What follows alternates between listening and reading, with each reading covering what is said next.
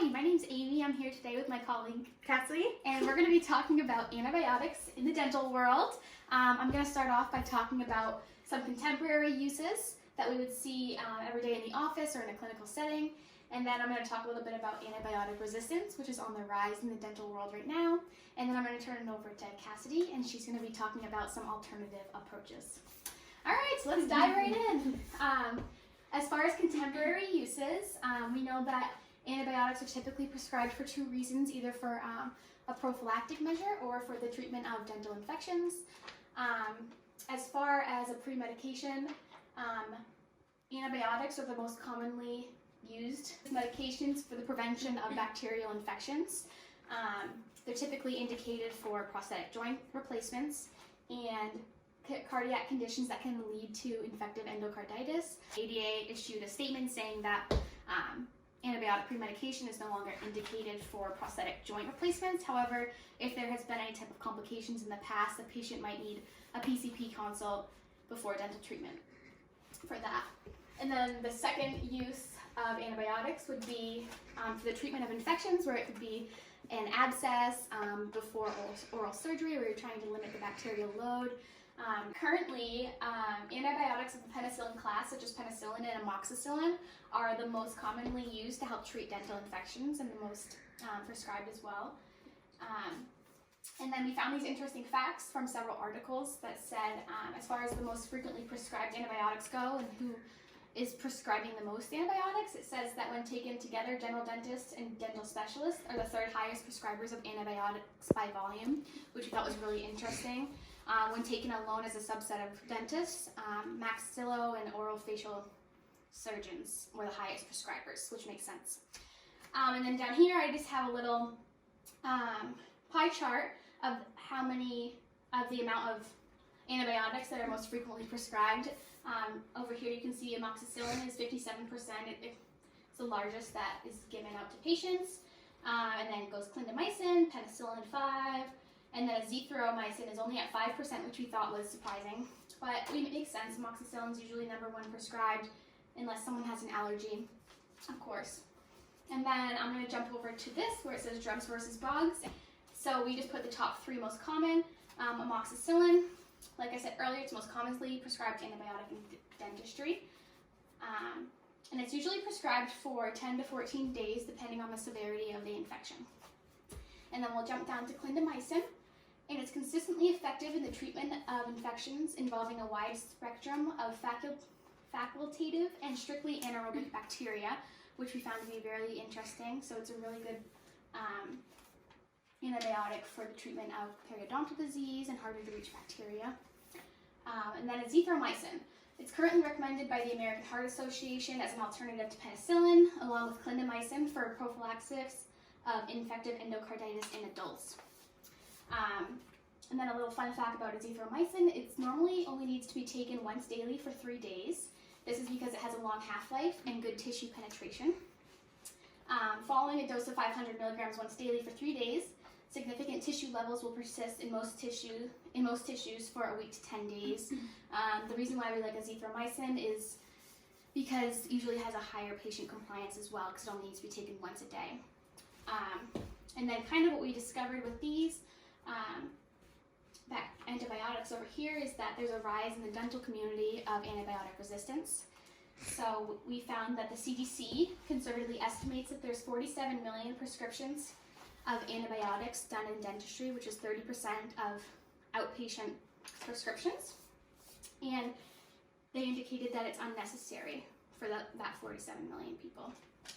And then serious antibiotic-resistant bacteria are estimated to cause 23,000 deaths annually and 2 million illnesses in the U.S. annually, which we thought was very interesting and a concern for people in the healthcare environment. So I'm going to turn it over to Cassie, and she's going to give a little bit more of a description about that. All right, so as Amy discussed, antibiotic resistance is on the rise, and it's a very large public health concern for especially the dental community, as that's usually a resort for dentists to help resolve infections. And Amy made a great point by suggesting that azithromycin, the 5-day courses are usually the most prescribed, and they are better because there is such a higher compliance with those. And Amy, if you want to take a step aside, we made a replica of that just to show that it is Although it's only in the 5% of being prescribed, it is found to be the most compliant antibiotic, which is great because, of course, the compliance relates a lot to the resistance. So what we thought to do here is, of course, talk about the resistance, but currently the Center for Disease Control, they developed a movement which is called the Antimicrobial Resistance Challenge. So as part of the guidelines for the AMR, is what they refer to it as, challenge, the movement was founded by the Center for Disease Control in about September 2018. So there has been a few years where the challenge has been in effect and hopefully has made a difference in the resistance crisis. So the American Dental Association, they did pledge to be a part of the challenge.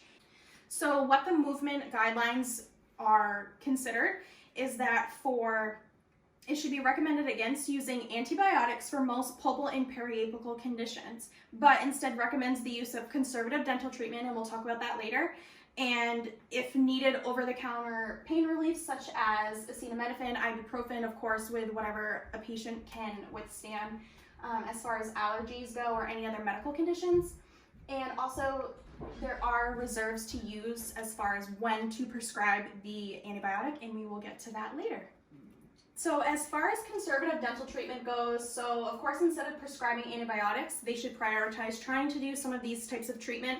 And the conservative dental treatment is more of that considering tooth preserving, so not necessarily an extraction as the last resort.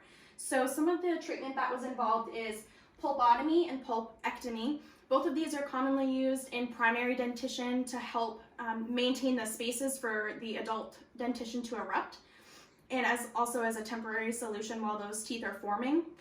And then also non-surgical root canal treatment, so your traditional root canal versus like an apicoectomy, and also incision and drainage if a fistula is present.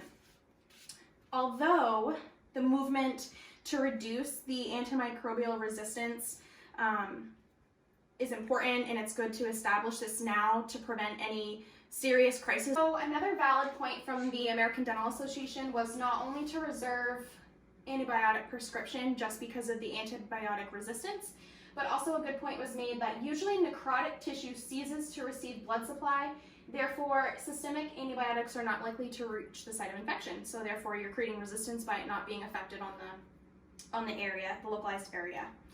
So although this movement does provide valid option and probably good as far as the antibiotic resistance goes, it does present challenges in the dental industry just because of its nature. So if a patient were to go to the emergency room requiring antibiotics because of infection and fever, a clinician there may have a difficult time turning a patient away from prescribing an antibiotic. Therefore, it may be difficult to implement this just because there are access to care issues, especially in a state like Maine where there's not as many dentists. And reduced efficacy in achieving local anesthesia, of course, is also a barrier because in inflamed tissue, we all know it's less likely to have that potency for the local anesthesia. And also, patient expectations for antibiotics is huge as far as trust and rapport goes with your clinician. If a patient is expecting to have an antibiotic prescribed for them, if they're in pain, if they know that they're having facial swelling, that might create a barrier as well. So with that being said, our role as a hygienist would be to prevent that need from even being established. So by creating value in what we do at our appointments, encouraging the routine dental care as far as period maintenance, prophylaxis, and also educating the patient that what they do at home is a lot more important than coming and seeing us every 6 months, every 3 months for 1-hour visits. So by catching the disease before it progresses to an infection or even more systemically, it does give the patient an advantage to not have to have invasive dental treatment. So in this case, it would also prevent the need for antibiotic prescription, which is the dilemma that we're dealing with right now, where it's so commonly used as the first resort rather than the last. So I feel that not only are dentists an advocate for this challenge, but so are hygienists. Excellent. Thank you. Thank you. Thanks for tuning in.